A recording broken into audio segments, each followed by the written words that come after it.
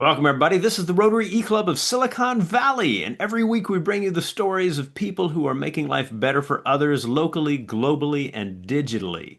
We're part of Rotary International, over 1.2 million people in 36,000 clubs around the planet dedicated to the idea of service above self. There's a joy and meaning that comes from learning that you are capable of making a difference in the lives of others, and as it turns out, Rotarians are tapped into that and making it happen all the time. There are all kinds of ways to learn more about Rotary. One of the things you can do is go to the Rotary International homepage at rotary.org. Although you may find that what you are seeing in our online and asynchronous, highly flexible Rotary Club is something you want to learn more about, so all you have to do there is to go to rotary.cool. So, one of the things that we focus on doing is making sure that these stories of people doing great things around the world become inspirational possibilities for you. And today we are going to be talking with Craig Adams of the United Kingdom. He is in England. He is one of the team that runs Sport in Mind. They are doing all kinds of great work related to helping people with mental health concerns. And we are excited to have him speaking to us. Craig, welcome to the Rotary E-Club of Silicon Valley. I hand the mic over to you. Appreciated, Rushton, and thank you very much for the invitation to come along and be able to speak about Sport in Mind, the amazing Sport in Mind. So, first off, as way of introduction, thank you, Craig Adams. I'm head of partnerships for Sport in Mind. I've actually only been part of Sport in Mind for around 6 months now, so not for very long. But my background actually may relate to some of you, or you may be aware. But I worked for Intel Corporation for 18 years. I spent time living in the Silicon Valley area for around a year, just under a year. So I can appreciate how beautiful the area is, how beautiful the lifestyle out there is for many of you. But yeah, so without further ado, so the reason I got involved in Sport and Mind was actually my own mental health story. Like I said, I'd worked for Intel for many years, something I was very proud of, but essentially I'd worked myself towards burnout. And I was very fortunate to be able to take a couple of years out. But when I was introduced to the founders, so Neil and Kaylee Harris, who are husband and wife, founded Sport and Mind. I'll talk about their story in a moment, but they inspired me. They took me to a few of the sessions that they deliver, and that was really where I connected with the cause. Coming from my own story, and that really helped me realize that this was a cause that I could get behind, and that was how I got involved. And when they offered me the full-time role, I was over the moon, and I wanted to help as much as I could. So yeah, without further ado, we'll jump into it. So who are we? What is it that we do? Who are we? What do we stand for? So this is our mission. It's to improve the lives of people experiencing mental health problems through sport and physical activity. Sounds like quite a simple mission, and it applies to pretty much anyone. Like you speak to anyone, and sport, physical activity, moving your body, some level of mental health challenges, or just wanting to talk about mental health, it can apply to pretty much anyone on the planet, which is why we believe that our cause and our ability to help people is so big and so vast. Within the UK, we are the only charity that focuses on both sport, physical activity, and mental health, and connecting the dots on those two areas. And the way that our model works is essentially we partner deeply with our National Health Service, so the NHS, the famous NHS, the beautiful NHS, and we partner with the sports governing bodies. So that would be the Football Association for soccer, it would be the Lawn Tennis Association, for example, for tennis. It would be the PGA for golf, and so on and so forth. Many, many. We even go as far as British Equestrian, British Rowing, British Archery, you name it. We partner with those sports governing bodies, and we collaborate across the NHS ourselves and the sports governing bodies to design expert-led design sessions, sports and physical activity sessions that are then delivered to people with relatively severe mental health problems. It's a whole range of mental health challenges and problems, but we deliver those sessions that are expertly designed, and we package them up in specific programs, which I'll talk more about later in the presentation. Our story, our background, and our history, as I mentioned. So Neil and Kaylee Harris were our founders 15 years ago. We were essentially founded and born in Reading, which is probably just outside of London. It's around 50 minutes outside of London, so pretty close. In the early years, it was founded on the basis of Neil, and his best friend had some very severe mental health challenges, whereby he simply wanted to help. He wanted a way of getting his friend out of the house, removing the social isolation, trying to give him a focus that was outside of his own head, try and get him outside of his own head and outside of him overthinking. And Neil really did an amazing job of growing that in the early years and actually turning it into sporting events across a number of sports that eventually led him and his wife, Kaylee, to decide to stand up this amazing charity that's now scaled nationally. So we work and operate across what we call three strategic pillars. This is to ensure that we have clarity, we have focus, and that we're clear on where we're going, our direction of travel for the charity. Because I'll touch on the longer term strategy at the end of the presentation, but the reality is our mission is to help as many people as possible with their mental health challenges through sport and physical activity.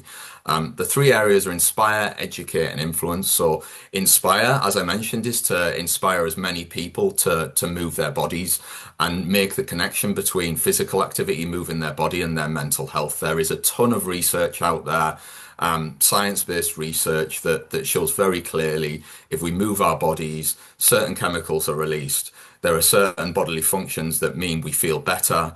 Our mental health is improved in many different ways. So we want to inspire the nation, inspire people, and inspire people globally eventually to move their bodies more.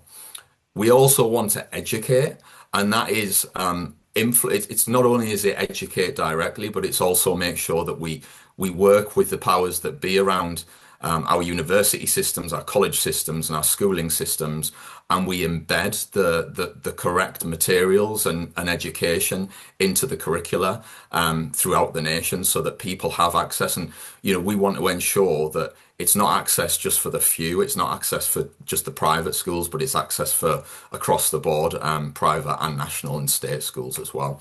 And then finally, our final strategic pillar is influence. And that's where, for example, Neil and Kaylee have been invited more recently into the government bodies and policy making boards around mental health and sports and physical activity to advise. So I think we're making really good progress in terms of being able to influence the decision makers and policy makers there. So what is it we do exactly? This is our sessions, and it's a very simplistic breakdown because these go into subgroups and sub-programs. But to give you an overview, we have adult services, and that includes mother and baby programs for things like postnatal depression. But it also includes, very importantly, it includes inpatient referrals, whereby our NHS, the National Health Services, refer patients over who've been diagnosed with specific mental health ailments into our sessions, and that's something we're very, very proud of because it's very rare for the NHS to certify an external third party like ourselves to refer in patients over. We're very, very proud of our children and our young people's program. This involves it involves both physical activity, but also classroom-based sessions to help educate children and young people. But a really good example of this is the one that's probably worked the most and worked best is we work with British Equestrian and they help provide the facilities, the stables, the horses. And we brought in children, neurodiverse children, specifically children with autism. And that connection between the animals and the children with neurodiversity really, really showed some clear results of improvement for those children. So that's something we're very proud of. We also do journals, webinars to support healthy habits, and we also work on raising the profile both within within the government, within private entities and organisations. And we've now moved into the space of actually offering support to private organisations with mental well-being for their employees, for example, because we have the right expertise to do that now. In terms of specifically how the sessions work and how they're structured, so as I mentioned, they're co-designed with the NHS. So that's leveraging expertise in therapy, in psychology. It's grounded in science, mental health science and sports science. These sessions, importantly, are free. So to all attendees, they are free. It's a safe space where people can be themselves. They are predominantly run in group environments because we found over time that group sessions, it allows people to engage with people who've been through lived experience, similar lived experiences, and that really helps with a sense of community and a sense of belonging and a sense of being. And we've shown that over time that that actually improved people's mental health, being in a group environment where maybe before they haven't had access to a group environment. And we also allow friends, family, carers, support workers, whether it's members of the NHS, so whether it's their doctors or their caregivers, to be able to attend and observe the sessions. You know, if they're not comfortable to come to the sessions themselves, then they're more than welcome to bring their family, friends, and caregivers along. All equipment and all of the facilities are provided, and then it's actually delivered by a qualified coach. So it could be your local soccer coach who's got their certifications. It could be your local PGA professional down your golf club who has their qualifications. But they're all qualified sports folks who are, you know, a lot of the time volunteering their time to deliver these sessions. So it truly is amazing what they do. The impact that we actually have, just to give you some stats, we have so many stats, but this is just a snapshot. So we've delivered over 31,000, and this is actually nearer 40,000 because this was done at the start of the year, 31,000 individuals that have had sessions attendance. We've delivered over 20,000 individual sessions across 162 locations currently, but that's expanding all of the time. And we have a very specific method of gathering feedback, and we use a tool called Upshot. We have a very quantitative method of assessment and analysis. It's all anonymous, obviously. And then we obviously use that to run the analysis on the improvement of people attending the programs over time to then be able to publish that research, but also be able to feed that back into our NHS counterparts and also into the sports governing bodies who obviously very kindly provide some level of grants to help support our sessions as well. I just wanted to shine a light on the range of activities and also the locations that we currently operate. It just gives you a scale of our operations and where we're supporting people. So at the moment, you can see it's predominantly across the south of the UK. We have two pilots, one in Bolton, they're the little yellow stars, one in Bolton and one in Leeds. And we are gradually working our way up the country with our latest sessions in places like Birmingham, Coventry, and moving up through Wales as well. But you can see we've got over 40 individual sports and activities, and we've actually got sports that are outside of this list, but I wanted to include the ones where we've got critical mass because some sports drop in and out depending upon how popular they are. But to be quite frank with you, our ambition and our CEO, so Neil, our founder's ambition is to go global.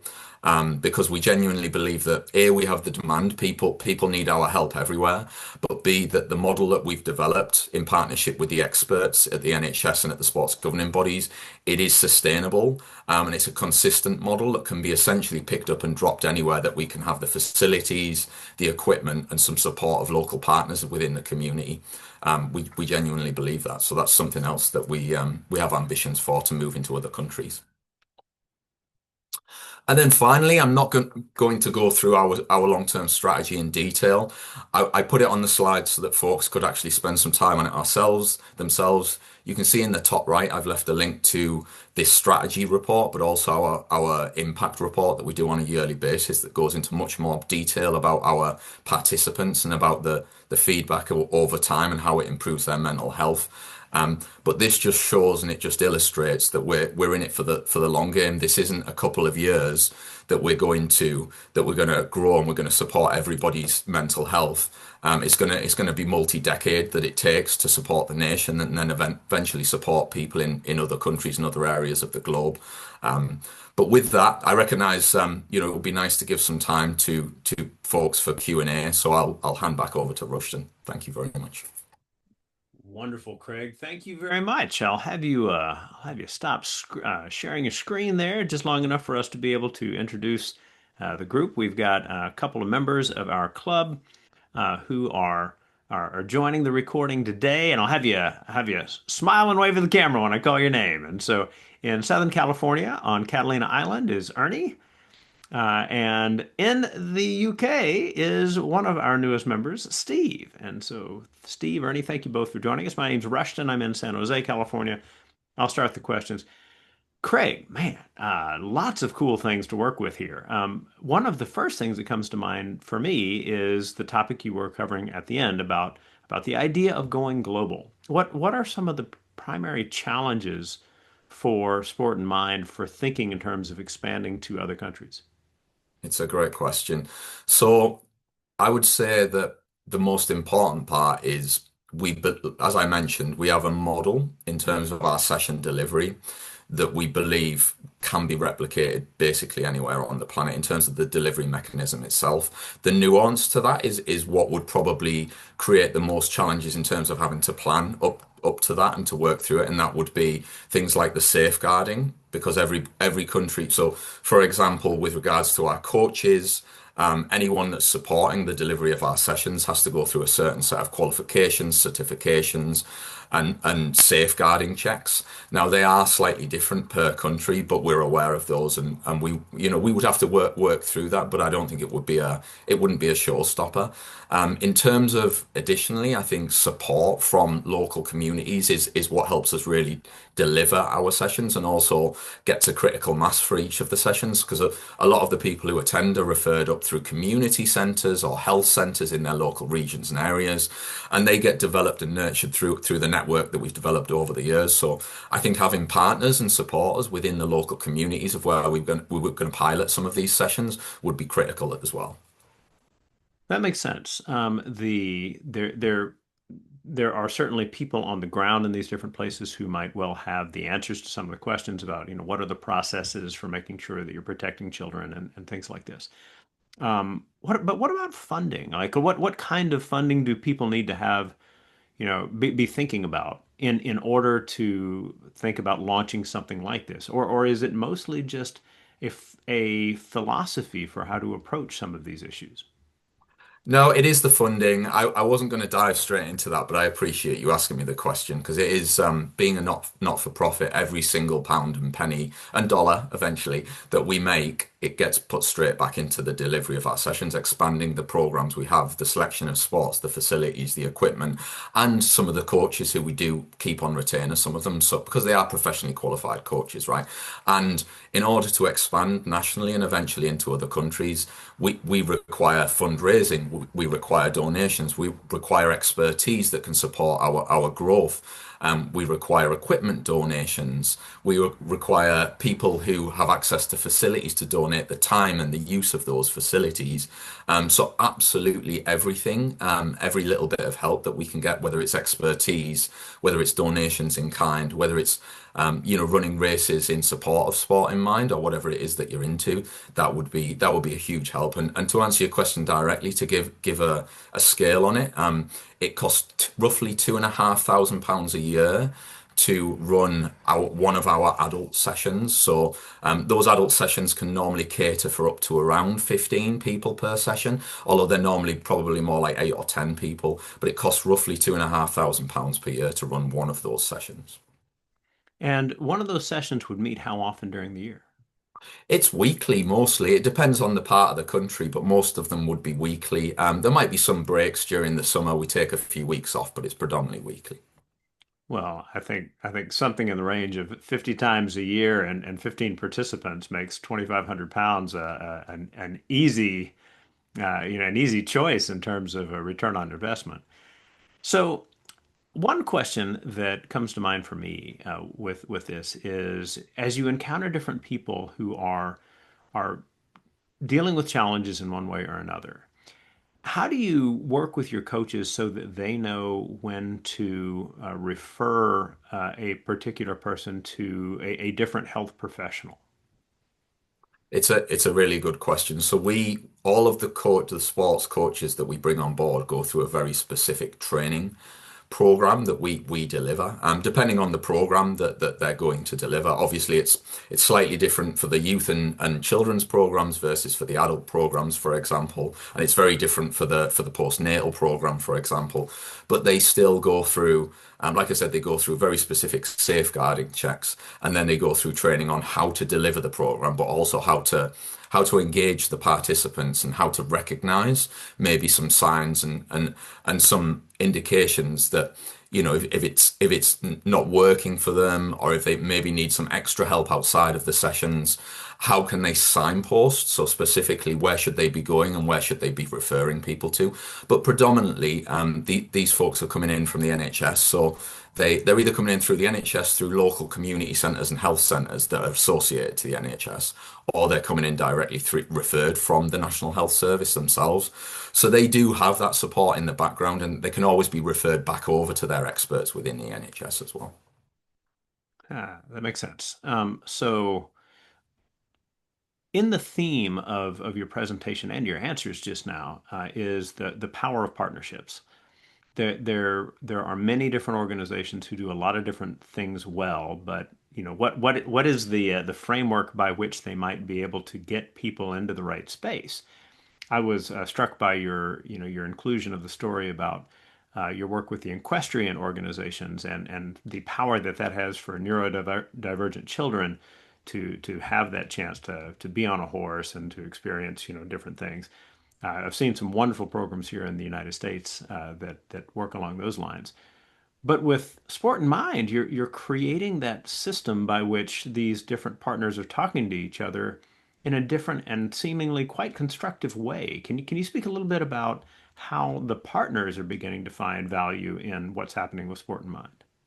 Yeah, absolutely. So I think the most poignant, I guess, collaboration is between ourselves, the NHS, and the sports governing bodies.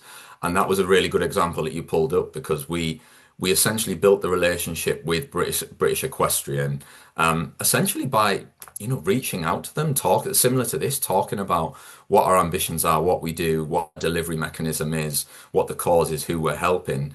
Um, and they were interested in that because that they obviously have their own strategies and approaches to things like grassroots, children coming up into their sport, into horse riding, and when they recognized that we wanted to deliver something specifically for neurodivergent children and children that need the help, they were very willing to listen to how that was going to work. So, and then as soon as we mentioned the NHS and that we have a deep partnership there, it actually it opens up the conversation a lot more because the NHS in the UK and globally is so well known as a national health service. And once we start talking three ways and we get more specific about the sessions, that's where the partnership works for all involved, right? And it's just the usual stuff about being really specific on the gives and gets and who's going to be getting what out of the relationship and the partnership, and also what's going to be required in terms of things like facilities and coaches and things like that. So if you're bringing a lot of different stakeholders into the same space to have the kind of conversations about how to address things that might be common in a community but not necessarily dealt with effectively, it strikes me also that you're starting to work with businesses that too represents another avenue for getting people to have conversations that they need to have, not to mention the possibility that it's a funding stream for keeping the organization going. That's right, Rushton. So I was, to be very honest, I was brought in to specifically look at some of the commercial relationships that we have because, a large part in the past of our funding had relied on the government grants through the NHS, but also through the national sports governing bodies. In recent years, that has gradually reduced, not because in any way that they don't see the results from what Sport in Mind are doing. It's just a squeeze, as in many countries, it's a squeeze on budgets and reprioritization. And what that's meant is that we have had to look at more commercial partnerships and commercial angles to raise funds. But what I've been passionate about in terms of designing Sport in Mind's commercial engagement program and how we engage with organizations is that values and goal alignment is really important to us, and it should be important to the organization that would maybe consider partnering with Sport in Mind. Because really, if we're starting from a point of just trying to sell something to each other, I'm not sure that's the best basis for moving forward and supporting the cause, or us being able to help the organization. To be honest, if it starts from a place of true value alignment where we can see see what your what the organization's trying to achieve and believe in that, and vice versa, we can really move forward with a very powerful relationship and partnership. And what that might look like specifically is we can it can range from one-off events, one-off fundraisers that we host, that we enable for organizations and their employees. It could be well-being, in terms of coming in, doing pop-up well-being hubs. We can deliver training around mental health and sports and physical activity.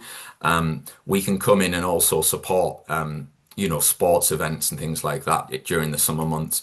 But we can do all the way up to go-to-market activities. So where our brands, if you've got products or services that you'd like to explore, whether a certain cause could support your message, support your, an uptick in sales for your product or services, then we can co-market, we can go to market with the brands together, and we can monitor that, and we can leverage our social media channels, and maybe even look at marketing campaigns together and things like that.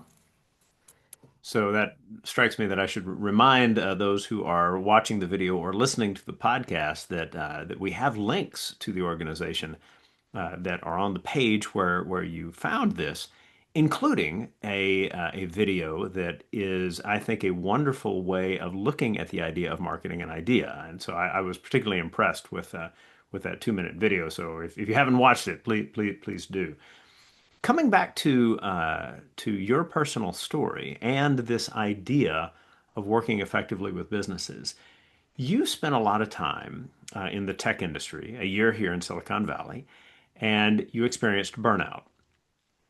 That is not uncommon, right? There are a load of people here in Northern California who have that experience of like, well, I worked for a tech company for a while, but I was, working 70, 80 hours a week and, that kind of thing.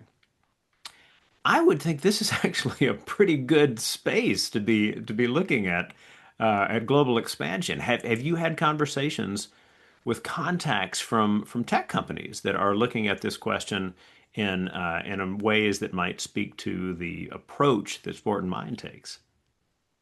I have used my network to preliminary pulse some of my colleagues in various tech companies at the likes of Nvidia and Huawei and various other companies, to understand from their perspective what they would, what they would like to see, what would be helpful from a mental health and employee well-being and mental health, and specifically burnout perspective. And we have created there's a short webinar, but it really focuses on things like, things like posture and taking breaks, and which is really helpful and valuable. But we'd really like to go a step further. But to be honest with you, I haven't spent a lot of time on networks in Silicon Valley, especially not with my Intel network, because most of you, or some of you, may well be aware, Intel is going through a pretty rocky period at the moment, and I've just been very sensitive to a lot of my colleagues who are going through quite a lot of challenging period at the moment. Yeah. Well, that makes sense. So thinking about all of these things, I wonder about issues of, well, not issues, possibilities really within cultural differences. So, there are partnerships with schools. Schools work in different places and different parts of the world. Ernie makes a great point in the chat about this. Where do you find that different groups in the UK most readily connect with your message of, hey, look, this is a high return, easy approach value to working with mental health concerns? Yeah, the school question is really relevant right now, in that we've definitely seen success with private schools, particularly with private schools, and it tends to be for that reason, in that they have profit essentially, they have funds to spend. But they also want to do good, and they want to help, and a lot of them are, they have huge sports facilities, they have a focus on sports and athletics, and they also see the value in young people and children's mental health. So it fits really nicely with the model, when they understand that we have youth and children's programs. So we've run events in collaboration, or hosted events for certain private schools, private colleges. We haven't done a lot so far with state schools, although what I would say is we've just piloted a program. We're in the middle of piloting a program around golf called Unleash, working with the British Golf Foundation, and that is targeted at state schools for children between the age of 7 and 16, and it's really focused on helping children build resilience in their daily lives. So it's not necessarily children with severe mental health challenges, but it's just accessible sport, and the program's designed to help with resilience in particular. Really nice. We're going to wind things down, but I have one other question before we do. So you talked about Neil and Kaylee Harris's work in founding the organization and then your own more recent experience coming into it. Are there particular kinds of surprises? Actually, not kinds of surprises. Are there surprises that you experienced or that the Harrises experienced that they just thought, like this was, I suppose this is redundant, but this was not on our radar when we were thinking about, getting a mental health organization going. And maybe they're good surprises. Maybe they were real challenges. What kinds of things are in that space? That's a really good question. And something springs to the top of my mind right away, which is Kaylee and Neil set this up as a support network for Neil's best friend originally, for one person. And they have a passion for sport, just an innate passion for sport. And as it built into something else and it became a registered charity, I think in 2005, no, it was 2016, I think it was. Um, Essentially it started turning into an organization. It started growing. There was huge demand across the south of England for their services, and I think that was the biggest surprise for them, was that they did have to become leaders. That they're having to become leaders of an organization. They're having to think about employees. They're having to think about who they hire. They're having to think about sometimes going into parliamentary groups to advise, for example, but which is something that they're extremely proud of, but it wasn't necessarily on their radar when they started this venture, right?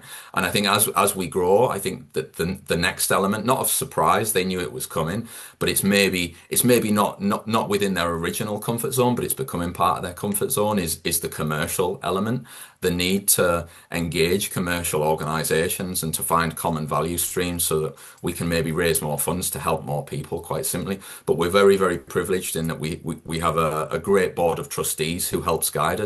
We have some folks who are ex-Google, ex-Adidas, some very experienced business folks who are really helping guide us on our big decisions and our strategy. Wonderful. Well, we'll wind things down, and then I'll give you the finishing thought here in just a minute. But a word to everybody who has been watching this video or listening to this podcast.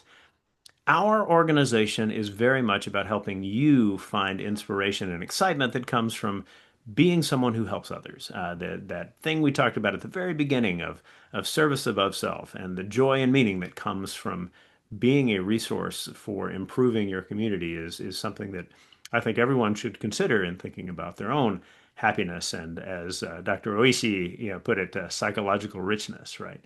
So I hope that you will share what you have found here with your friends, family member, anybody who might be in that space of I need to hear about the good happening in the world because there's a lot of it. You just need to have an avenue for getting there, right?